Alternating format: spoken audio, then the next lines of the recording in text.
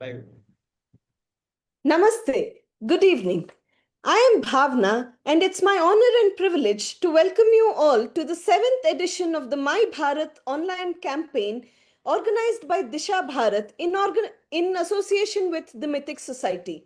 My Bharat campaign over the last 7 years has imbued patriotism in thousands of youths. This campaign is designed to fit Disha's central tenet of know your country. Through knowing our country, we hope to know oneself and our culture too. Know yourself, know your country, and know your culture. Know your country and know your culture. This is what Disha stands for. This year's My Bharat online evening lecture series will begin with a talk by Sri Sandeep Balakrishna on the topic My Bharat History of Victories, Great Resistance Against All Invasions. Sri Sandeep is a prolific writer, author, socio-cultural analyst, founder of the Dharma Dispatch, a Sahridaya, a Bharatiya who is working relentlessly to awaken this generation, our generation, from deep slumber and to revive civilizational pride. He has authored many best-selling books, to name a few: Invaders and Infidels, Tippu Sultan, the Tyrant of Mysore, 10 Lessons from Hindu History, and also translated Sri S.L. Bhairappa's Avarana to English, The Veil. To me, Sandeep Balakrishna is somebody who I greatly admire and respect. It's my honor and privilege once again to welcome Sri Sandeep Balakrishna to Disha Bharat's platform and welcome you, sir, once again. And the stage is yours. Over to you. Thank you. Namaste. A very good evening and many thanks, Bhavna ji, for your generous introduction. You've used a lot of adjectives, which I will take with a pinch of salt. So, yeah, that said, I think without further ado, we can begin today's session. The topic is quite a mouthful. History of victory, great resistance against all invasions. So I have divided my submission today into about 7 or 8 broad categories based on the timeline of what are known as invasions and how Hindus collectively resisted them and eventually triumphed over them and emerged victorious. So let's begin first of all with something called, with a myth basically, known as the Aryan invasion theory, which is what it actually is. It is just a theory, it is not a fact. It never happened, to say the least, because when you look at it, uh, more lakhs and lakhs of alleged Aryans from Central Asia, from the steppe grasslands, apparently descended into northwestern India and then somehow conquered the local population here. Although it is unclear who the local population were or where they were located.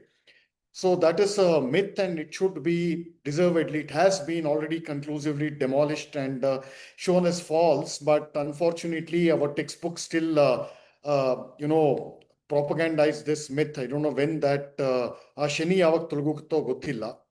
Anyway, so this is Aryan invasion is a myth basically. So they tried to rebrand it as Aryan migration, which basically says the same thing in a different way. So, with that out of the way, the first recorded alien invasion into India was Alexander. I don't know why they call him Alexander the Great, but well, Alexander definitely came to India. He raided India. It was a raid, it was not an invasion. He raided India all the way from Greece, and he did succeed in doing a lot of damage to the northwestern Indian frontier, basically parts which are now in Pakistan, like Takshashila, and his target was to conquer Magadha. But all he managed was to do was not even to inflict, conquer or establish any kind of empire, even in Takshashila and northwestern parts of India. He had to go back with a broken heart regarding his failure. He basically died out of fever and depression somewhere in Babylon. But the point is, what was the exact impact of Alexander's so-called invasion, which is a raid, like I said?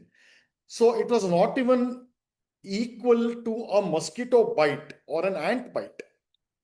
That's all it is. And all his governors whom he left behind, like Seleucus Nicator and other people, they managed to hold on to some outposts in northwestern India, and the soldiers and other people that had come with Alexander and Seleucus and other people, all the Greeks, they either went back or they were absorbed completely into Indian culture and society and civilization.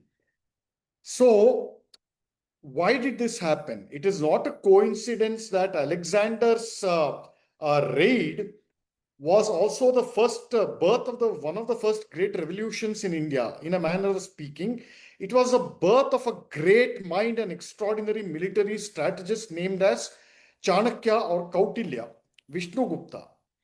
Vishnugupta, he diagnosed the cause why Alexander could manage to penetrate, all the way almost until Magadha. His target was Magadha, like I said.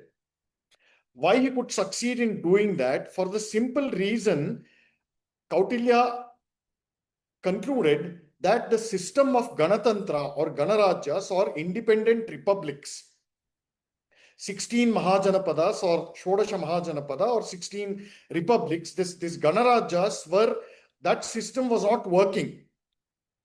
It is basically that there are 16 different countries within the larger country. So what Kautilya devised, the solution that he came up with was to completely dissolve this system of Mahajanapada and have a strong and robust central authority, a massive pan-Indian empire, which arose in Magadha. Basically, the capital was Pataliputra, today's Patna. This was the birth of the Mauryan Empire. And as long as the Mauryan Empire, as most of you might know, it stretched all the way till Shravanabelagola. And it included the entire Uttarapata as well as the whole of Afghanistan. So this was truly a pan-Indian empire.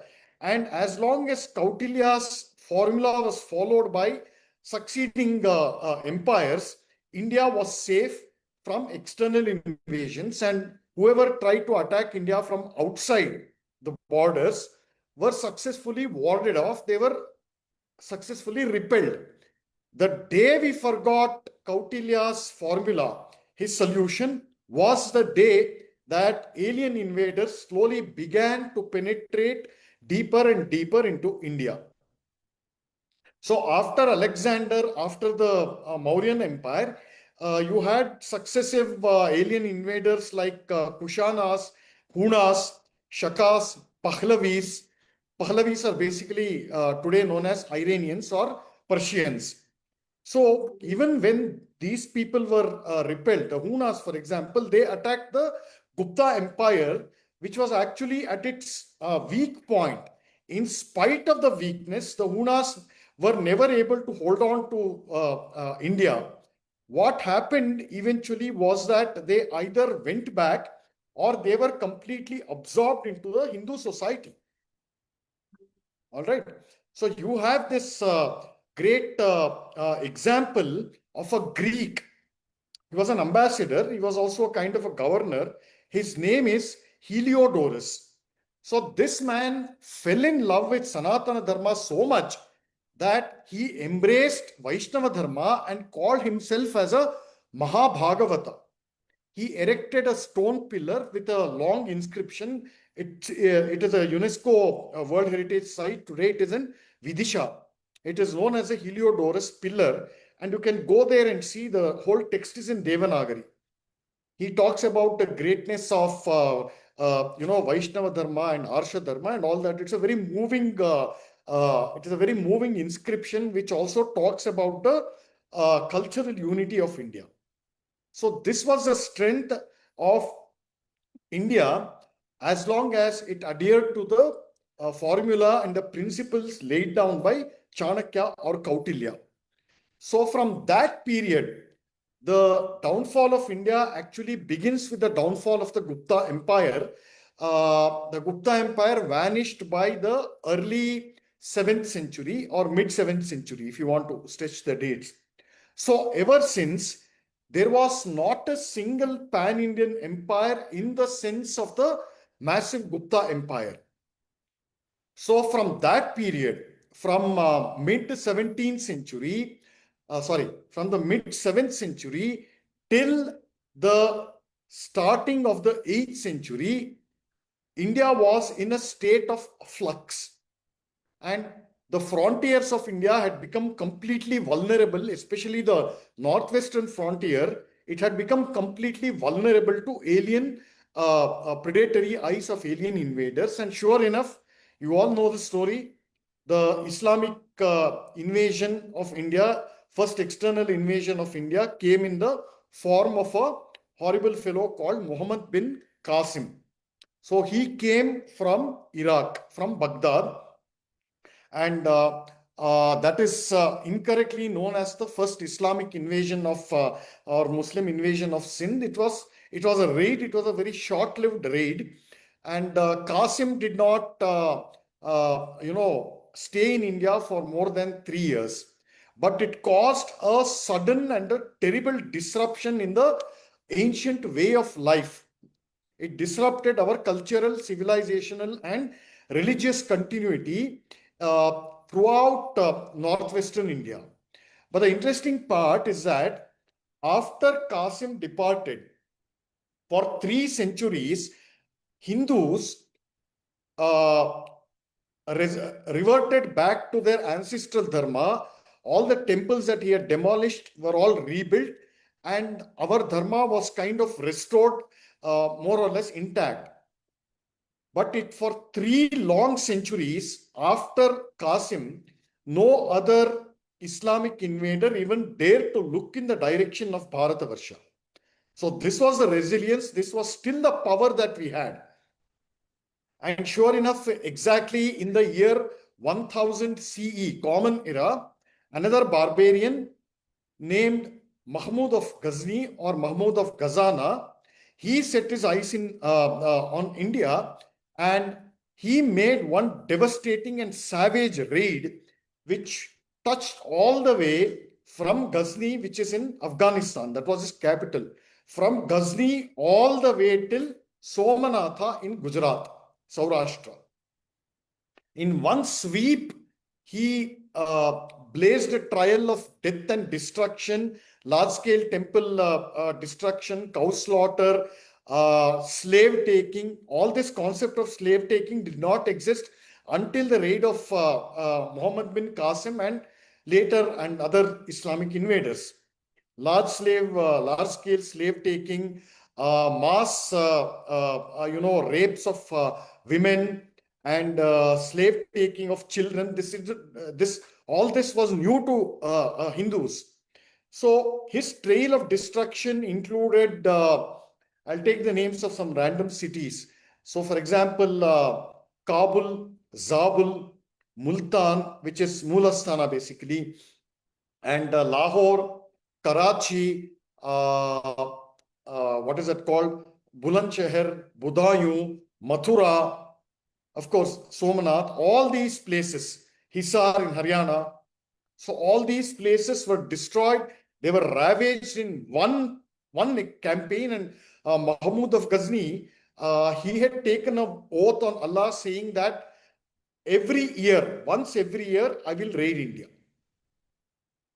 And he managed to do that. And for the first time, we were introduced to a new, what they call as religion, what we call as savagery. Basically, it was worse than anything that our Asuras and Rakshasas had done. So India got a first-hand taste of Islamic invasion, large parts of North India.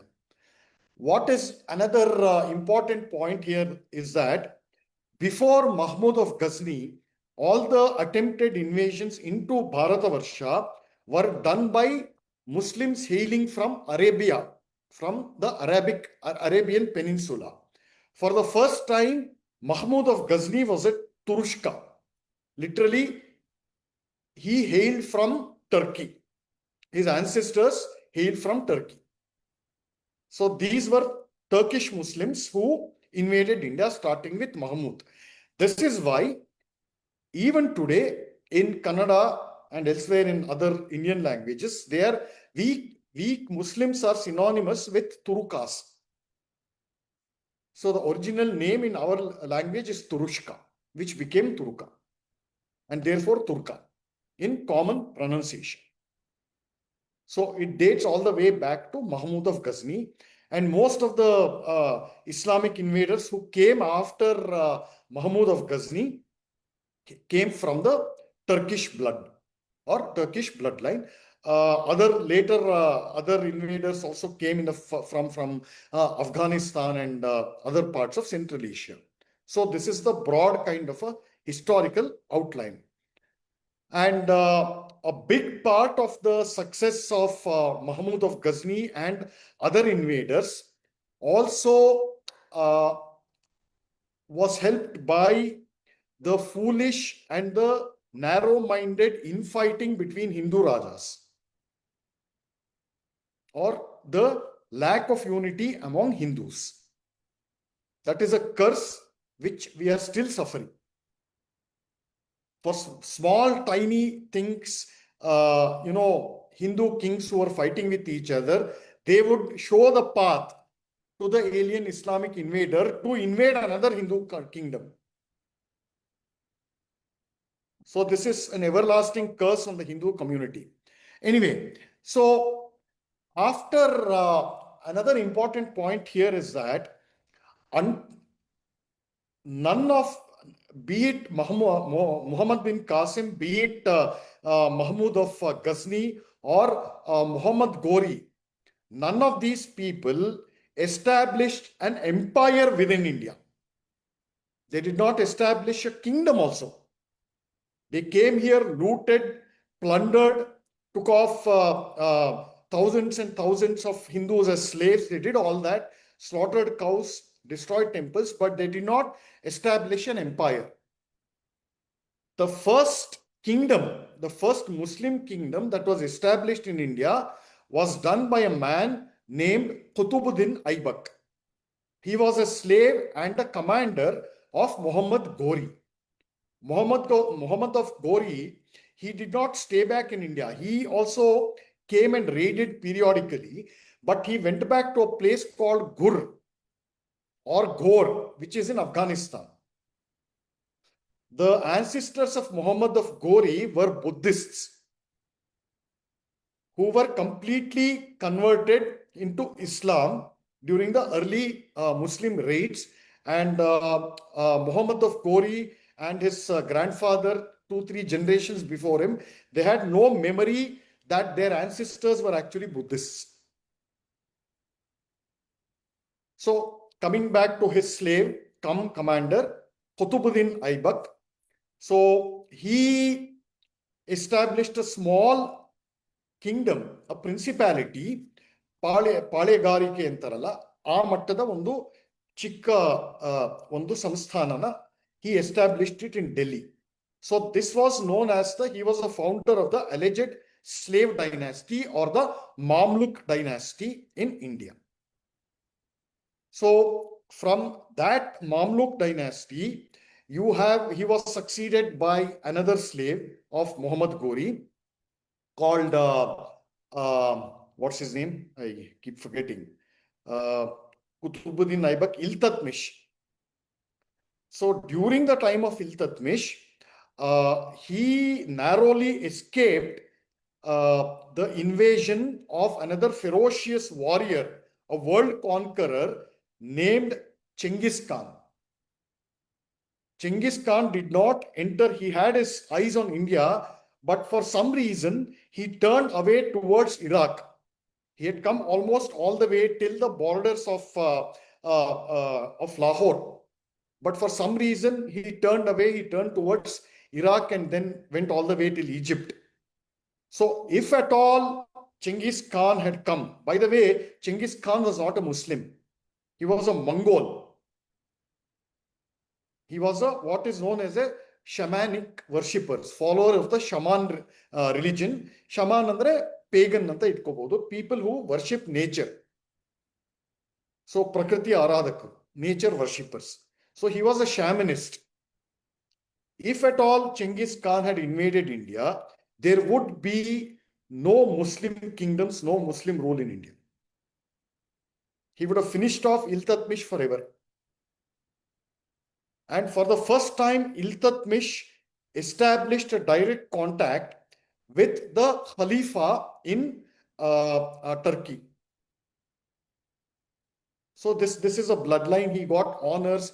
He got a royal robe, a crown, and he minted some coins in the honor of the Turkish Khalifa, Ottoman Turks.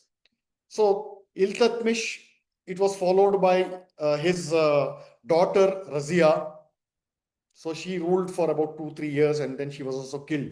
And after Razia, you had another extraordinarily cruel, a bigoted king named Balban. This fellow Balban, during his rule, which lasted for about 2 decades, he was an extraordinary fanatic. In 3 days, Balban slaughtered about 3.5 lakh Mewati Hindus in the vicinity, 60-kilometer vicinity of Delhi. Today, Mewatis are known as Meos. If you ask anybody and you mention the name of Meo, they will tell you that all Meos are Muslims. No, their ancestors were Hindus. And the last mass conversion of Mewati Hindus or Meo Hindus happened in the 1920s and 1930s by a newly formed Islamic group called Tablighi Jamaat. So when you look at history, you have to find all these links. So after Balban, you get to Jalaluddin Khalji, who was murdered by his own nephew, come son-in-law, known as Alauddin Khalji. It was for the first time during the rule of Alauddin Khalji that Dakshinapatha, southern India, got the first taste of what a pure Islamic invasion means. So until then, Devagiri, which is known as the gateway of Dakshinapatha, which stands on the plateau of the Vindhya Parvata, Vindhyachala. The Yadavas or the Sevuna kings were pretty much dethroned, and later their dynasty became extinct. Sevuna, the origin of Sevuna bloodline happens to be Karnataka, northern Karnataka. They were the feudatories of Kalyana Chalukyas and the Rashtrakutas, and even the Hoysalas for some time. And then they became independent. So they became extinct thanks to Alauddin Khalji and his right-hand man, his commander-in-chief named Malik Kafur. This Malik Kafur was a Hindu. When he was a teenager, he was captured, imprisoned, he was castrated, he was made into a eunuch. ಇವತ್ತಿನ ಭಾಷೆಯಲ್ಲಿ ಚಕ್ಕ ಅಂತ ಹೇಳ್ತಾರಲ್ಲ, ನಾಮರ್ದ ಅಂತಾರಲ್ಲ, ಅದನ್ನ ಮಾಡಿದ್ರು ಬಲಾತ್ಕಾರವಾಗಿ. And then he was forcibly converted to Islam and got the name of Malik Kafur. Kafur is the corruption of kafir. So this fellow, not only destroyed Devagiri, he came all the way to Dakshinapatha. He defeated the last Hoysala king, Veeraballala III. He ravaged all the way, throughout the Malenadu and Hassan, Halebeedu, Belur, Dwarasamudra, basically Halebeedu andre. So Dwarasamudra, Belur, Somnathpura, Tamil Nadu, Srirangam, Kadalur, Tiruchirappalli, Rameshwaram, Chidambaram, Kumbakonam, that whole Kaveri belt, all the way till Rameshwaram. For the first time, he destroyed Madurai. For the first time, he destroyed Chidambaram Nataraja temple, Rameshwaram temple, Madurai Meenakshi Sundareshwara temple, all destroyed for the first time by Malik Kafur. And Rameshwaram got the first ever mosque during Malik Kafur's invasion. So lot of plunder, and then he went back, and then he came again. Srirangam, for example, he destroyed that also. So for the first time, the whole of Dakshinapatha fell into a complete confusion and disarray. And after Alauddin Khalji, there was a lull, and this fellow came eventually, another powerful Delhi Sultan. His name is Muhammad bin Tughlaq, you know that. And this fellow was even more cruel than Alauddin Khalji. That fellow, Muhammad bin Tughlaq, he had trained his elephants to skin a man alive using a single spear. He was mad. He was a crackpot, extremely bigoted, fanatical, and our textbook praise him as a misunderstood genius. So what Muhammad bin Tughlaq did was to physically shift the capital of the Delhi, so-called Delhi Sultanate, from Delhi all the way to Devagiri, which he renamed as Daulatabad. Even today it is known as Daulatabad, unfortunately. So he shifted it to Devagiri, and then he bankrupted the economy by issuing copper coins instead of gold.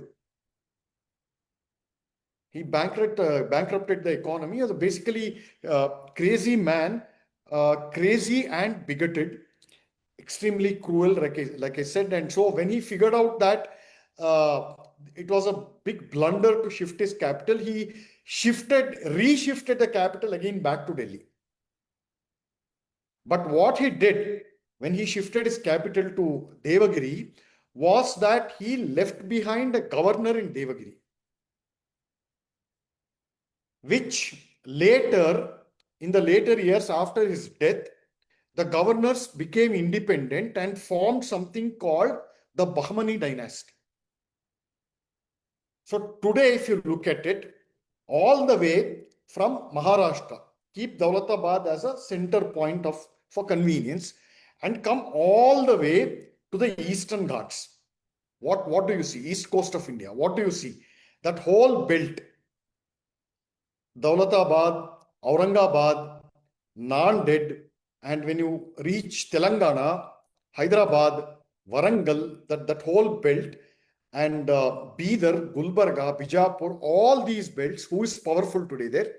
Which party is growing in power? MIM. This is how you have to link history. These are not accidents. So after Tughlaq, there was another era of confusion. So we can fast forward this Islamic, history of Islamic rule all the way back, all the way forward till the emergence of a man named Babur. But even before Babur, between Ibrahim Lodi and Babur, we have this extraordinary man called Hemachandra Vikramaditya. Hemu. Our textbooks call him Hemu. What do you mean Hemu? Hemu can mean anything here. It can mean a film actor. It can mean the name of a fruit. It can mean the name of some kind of a dress, a nail polish, anything. Call him by his real name, Hemachandra Vikramaditya. After 250 years of continuous Muslim rule in Delhi, this man emerged single-handedly and snatched back power and kept it back into the Hindu hands. Hemachandra Vikramaditya started out as a fruit seller in the Delhi fruit market. Extraordinary strategist. So then you have Babur and Humayun, who was a weak ruler, died without consolidating Babur's so-called empire. And with the coming of Akbar, you have more or less a centralized Muslim power that extended over large parts of India. Because by then the whole of Uttarapatha there was not a single Hindu kingdom who could control an empire. They were all scattered, and they were, again, in spite of getting defeated repeatedly, they did not learn a single lesson. Small sporadic events of resistance kept happening. But otherwise, they were happy to become the vassals, the feudals of some or the other sultan ruling from Delhi. Whatever we celebrate about, the glory of Rajputs, they were very short-sighted. After the death of Prithviraj Chahamana, there was not a single great Hindu king who emerged in Uttarapada. So this is the danger of, like I said, not following Kautilya's principles. So with Akbar, he consolidated political power, a great strategist, no doubt. And in the initial years of his rule, he was also an extraordinary bigot. We all know the story of what he did in Chittorgarh. In 1 week, he slaughtered about 25,000 Hindus only in Chittorgarh. And he made a mountain of Hindu skulls. And he rejoiced in it, looking at it. But because he was very shrewd, he flattered the Rajputs and other Hindu kings, and he entered into matrimonial alliances with many Rajput kings and maintained his power, political power. And of course, after that, you have Jahangir, you can't have a more bigoted and a worse king than Jahangir. He had a harem, a janana, which was as large as Baswangudi or Malleshwaram or something. Only his janana. Opium addict, drunkard, sex monster, sex addict, all that, you name it. And he was also a temple breaker. Then his son was worse than Jahangir, Shah Jahan, whose original name is Khurram. So that fellow, he was fond of building large palaces, monuments. We all know Taj Mahal and other buildings in and around Delhi, Agra, and other places. But here is the thing. To build a monument, a grave, basically Taj Mahal is a grave. To build a grave of that size, he levied extortionate taxes in Bengal. Bengal province was very rich, and it was also the most heavily taxed. To fund the construction of all his Taj Mahals and other Mahals, he levied such a horrible amount of tax in Bengal that lakhs and lakhs of ordinary people, farmers basically, and other workers, they were forced to castrate their boys, young boys, and sell them as slaves to the tax collectors. So this was a condition of Bengal under Shah Jahan. And his son, the great Aurangzeb, Saint Aurangzeb, this fellow ruled for 50 long years. Like I said, Hindus are cursed. And he was an absolute and complete bigot. If you want to understand what a Sharia rule looks like, you read the history of Aurangzeb's administration. Even before Aurangzeb captured the throne, even before he became a sultan, he was the governor of Gujarat for some time. Just as being the governor of Gujarat, he banned all Hindu festivals. He banned Deepavali.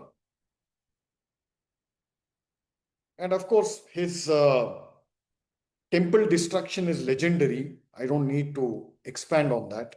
Most of you know about that. But what Aurangzeb's rule did was to write the death warrant of the Mughal dynasty.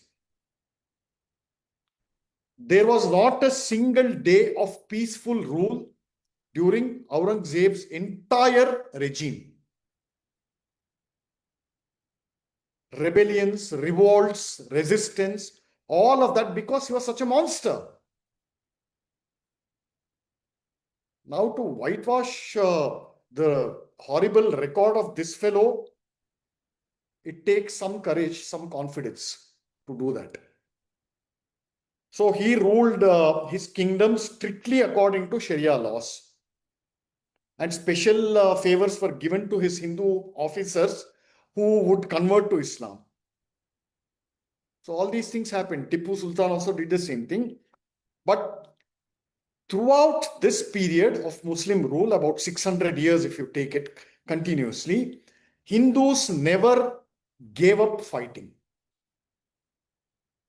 At every stage, in some or the other part of either Uttarapatha or Dakshinapatha, Hindus kept fighting. They kept resistance. So what historians call as the Islamic period or the Muslim period is incorrect. The correct name for that period is the age of resistance. But for the Vijayanagara kingdom, if it had not emerged, entire Dakshinapatha would resemble Uttarapatha. Uttar Pradesh, Madhya Pradesh, Rajasthan, Delhi, Haryana, Bihar. You have no idea the level of destruction that has gone there and the kind of oppression that Hindus have endured. There is not a single Hindu temple belonging to the classical era in throughout Uttarapatha. Not one. Not even one. That would have happened to Dakshinapatha, but for the Vijayanagara Empire, which acted as a strong, extraordinarily powerful deterrence against invasions from the north. At the height of the power of Vijayanagara, its borders touched all the way up to Orissa till Malabar on this end, and from Goa, Gomantaka, and Dabol, a port city in Maharashtra. Goa, Maharashtra, and all the way till the tip of Arabian Sea. So both eastern and western coast in southern India, in Dakshinapatha, were firmly under the control of the Hindu Empire of Vijayanagara. In fact, the founding oath of the Vijayanagara, the Sangama brothers, was very explicit. It says this empire was founded with the very intention and purpose of safeguarding and defending Hindu Dharma. So now coming back to Aurangzeb, to the last years of Aurangzeb, all of us know the emergence of this, what can you say, the avatar of Shiva himself. He was named as Shiva, Chhatrapati Shivaji Maharaj. He came just almost out of nowhere. The interesting part is that his own father was working in a high position under one of the sultans of Bijapur. So a defender and a rejuvenator of Hindu Dharma was born to this man, Chhatrapati Shivaji Maharaj, of course, with the inspiration of his great guru, Samartha Ramadas. So he directly took on Aurangzeb. We all know the story, so I don't need to, expand on that. And after Shivaji, the Maratha Empire emerged as the most powerful empire, pan-Indian empire, here in Maharashtra.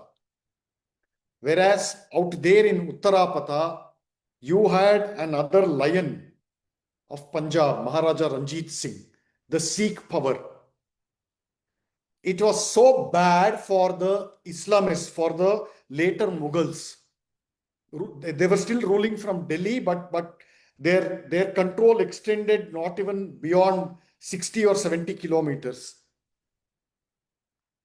in the vicinity of Delhi.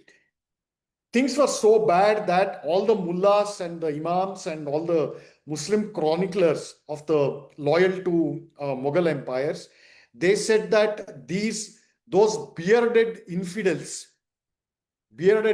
means Sikhs. If things go like this, those bearded infidels will wipe out the name of Islam in Hindustan. These are all written records. They were also afraid of Jat kings who emerged, very powerful Jat kings who emerged in the Sutlej basin, which is all now in Pakistan. And then on the other hand, other side, in the foothills of the Himalayas, you had the Ruhela kings, Hindu kings, who gave enormous trouble to the Nawabs of Lucknow and other parts, the Awadh kingdom. This was a resistance, roughly from the early 18th century all the way till the British usurpation of India. The Maratha Empire, it was a truly pan-Indian empire. It went all the way till Bengal. And Mahadji Scindia was so powerful that the Shah Alam II was a Mughal descendant ruling from Delhi. He was at the mercy of this Mahadji Scindia. He would beg, for permission from Mahadji Scindia to breathe. I'm not exaggerating.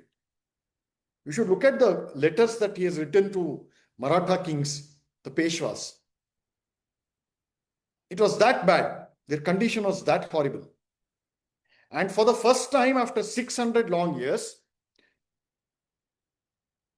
Afghanistan fell back into Hindu hands under the great Sikh empire. Almost all the mosques in Afghanistan were converted into gurudwaras.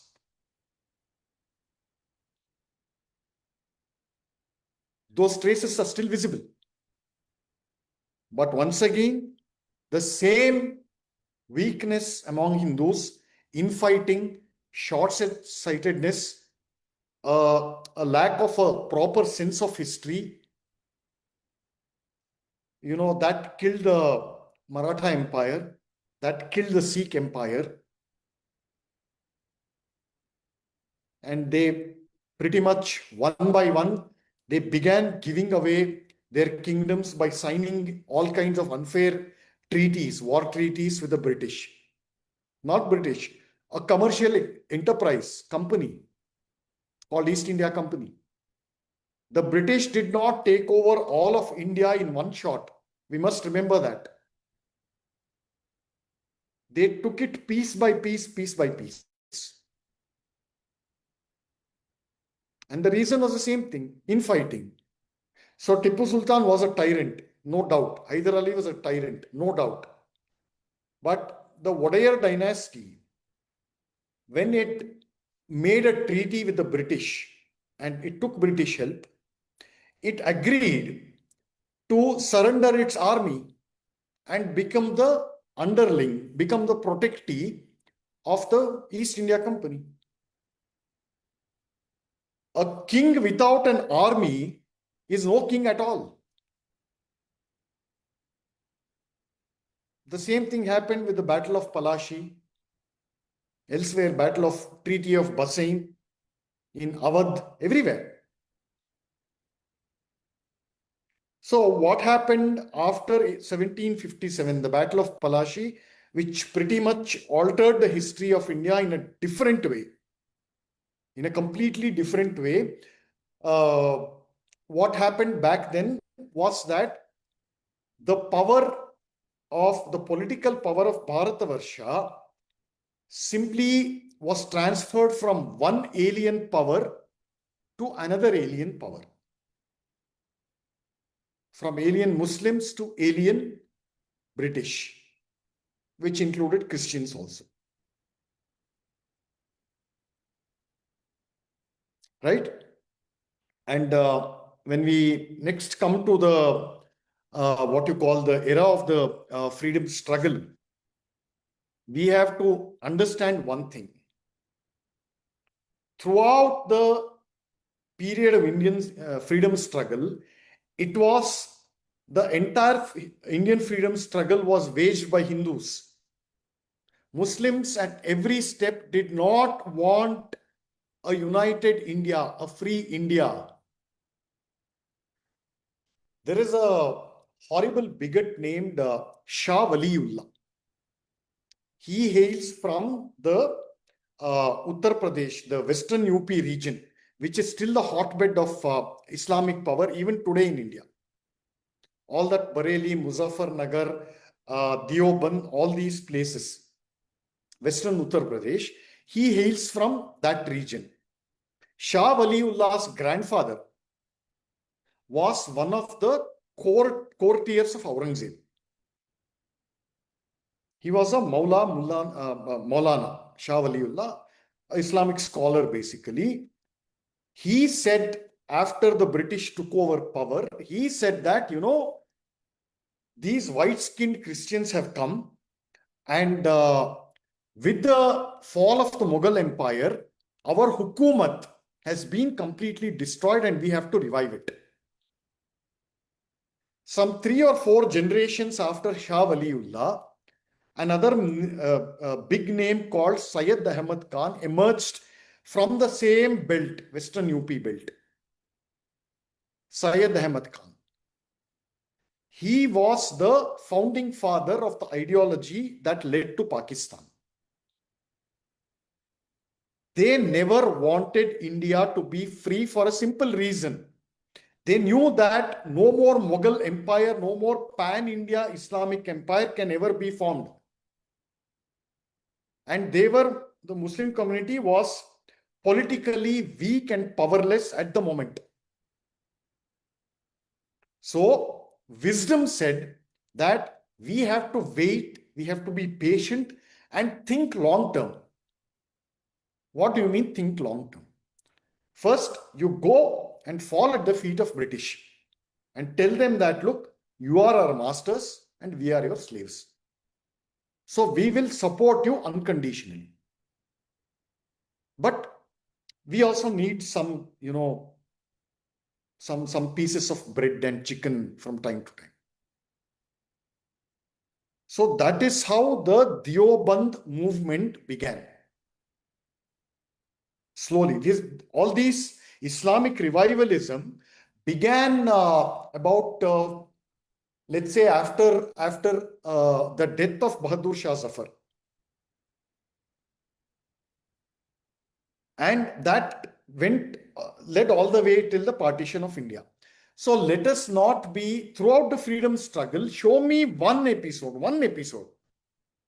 where an alleged Muslim freedom fighter openly stood up on a public podium and said that I am fighting for the freedom of the whole India and not just for the freedom of Muslim power. Just one Muslim leader. You will not find them. Your secular fellows will try to whitewash and all that. But the point is that those people have left behind speeches and writings and newspapers and editorials, everything. Read them. In fact, Syed Ahmad Khan openly, in many speeches, public speeches, has openly said that to the public at large, to the Hindu community, you show the face of a Muslim as someone who is interested in education, in scholarship, in culture, in refinement, in arts, but do not show the real face of Islam in public. This is what he has said. Then you had all his disciples like Allama Iqbal, Maulana Muhammad Ali, Maulana Shaukat Ali, the Khilafat, Ali brothers of the Khilafat, the so-called movement, all these things. So when you speak about the Indian freedom struggle, it was purely led by Hindus. Hindu blood was spilled, Hindus suffered, Hindus sacrificed, and Hindus finally never stopped resisting and finally the India became independent.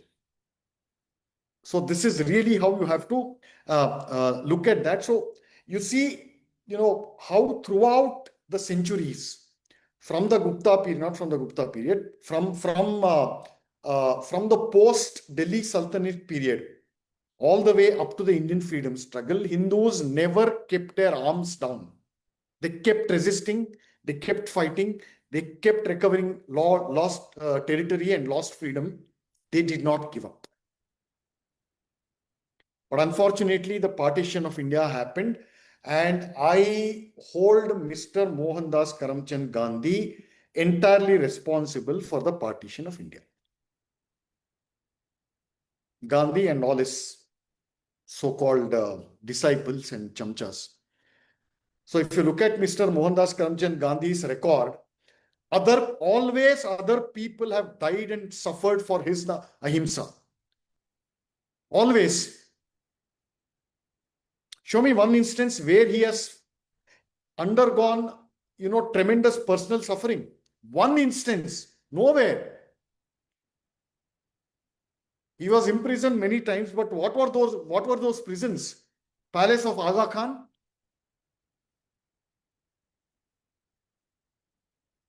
Five-star British inspection bungalows? Anyway, so like I said, it is a continuous story of resistance for roughly around 800 years, and Hindus did triumph.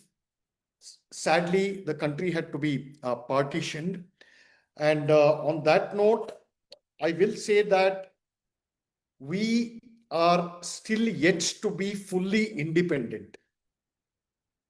Because after independence, the amount of damage that has been inflicted upon Hindu community by Hindus themselves, that kind of damage did not occur in the entire preceding 800 years.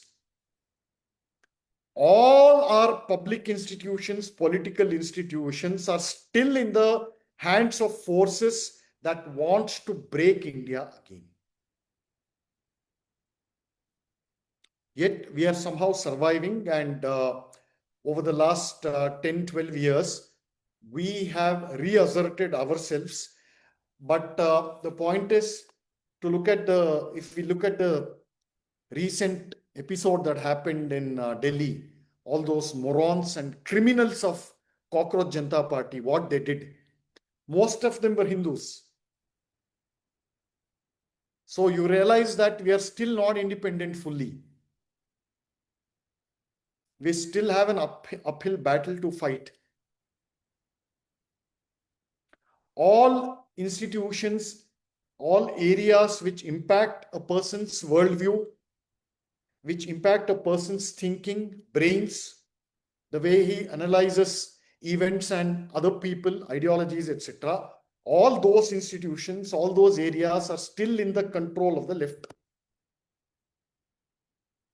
Unless you purge all those institutions top to bottom, the future is very bleak. I didn't want to end on a alarming note, but truth is always bitter. So we have to face it. The sooner we face it, the better it is for us. So on that note, I will conclude today's session. And once again, I'm thankful to Disha Bharat and their entire team, and my good friend Rajesh Padmar, and for all of you who have tuned into this program. If you have any questions, I'll be happy to take it. Namaste. Namaste, Sandeep Mahodaya. Thank you very much for an eye-opening session. There is, as you were speaking, I was thinking about one thing. Those who do not learn from history are doomed to repeat it. And it seems like you ended with Cockroach Janata Party and what happened in Jantar Mantar. Why aren't we learning from history? Where are we going wrong? And for some of us who are curious to learn, where do we start? Yeah, I think last year you asked the same question. I don't know how many paid attention, and they're doing serious study of history. So yeah, you can begin by reading all the 11 volumes of the history and culture of the Indian people by Bharati Vidyaban. So that's a very good introduction. Then you have the Cultural Heritage of India, 6 volumes by Ramakrishna Mission. It's very definitive work. So these two works are they give you a good foundation. Thank you. Uh, Another question that we have is, for somebody who who think we are independent, but now maybe geographically we are independent, politically maybe we are independent, but our minds are still invaded by a lot of things which are foreign and alien. How do we resist the invasion of the mind? I told you, na, the immediate solution is you have to purge and you have to cleanse the whole education system from these leftist elements. Teachers in private schools, mostly in private schools and colleges, they are teaching, hatred of India and Indian culture to their students from almost from KG to PG.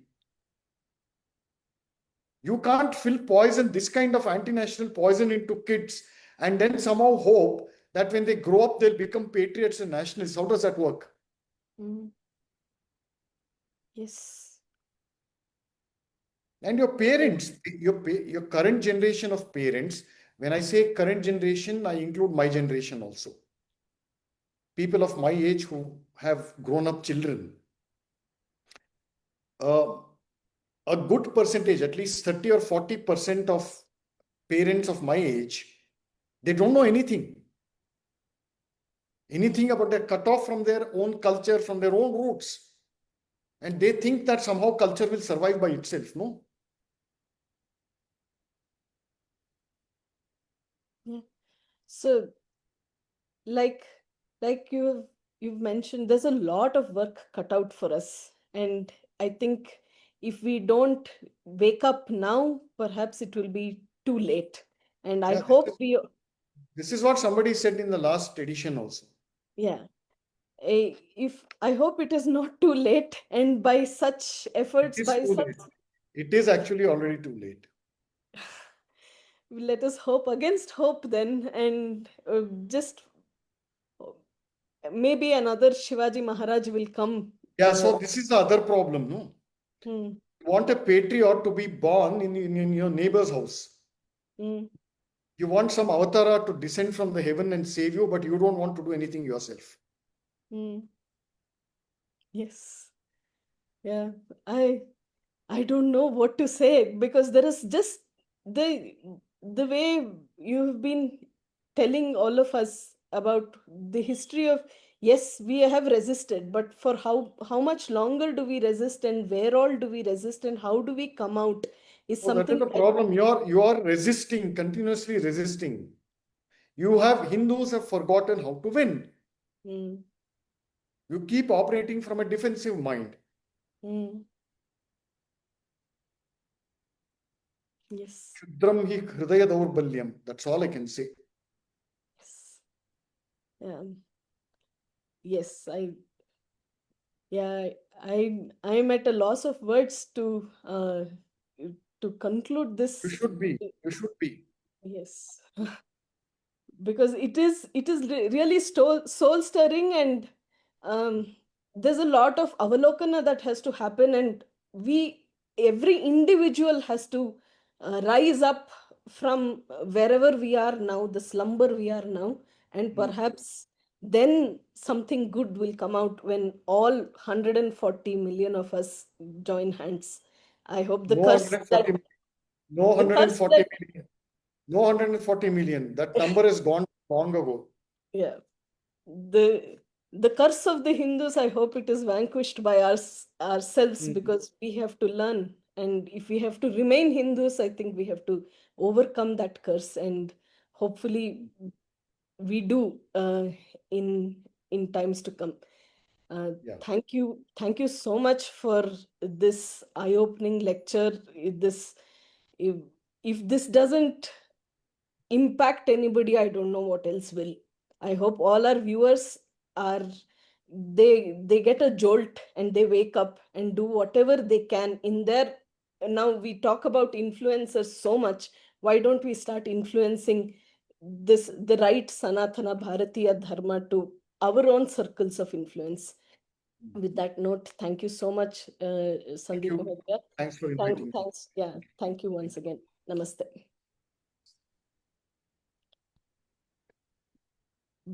I just have a couple of quick announcements. Tomorrow, after this session by Sandeep Mahodaya, we have we have talks tomorrow as well. Tomorrow we have morning, we have the day 2, which is the student program, life sketch of Birsa Munda and Bharat and youth, Panchamahayagnas, an ancient blueprint for responsible citizenship. So this is from 7 to 7:30 a.m. tomorrow, 2nd August. I request all our viewers to please tune in to this and encourage our students, because we need everybody to participate in the nation's upbringing. Thank you very much. As we all know, tomorrow evening's lecture, which was due to be delivered by Srimati Nirmala Sitharaman, is postponed for emergency reasons. And we will get back to you very shortly about what is there tomorrow. Thank you, everybody. Namaste.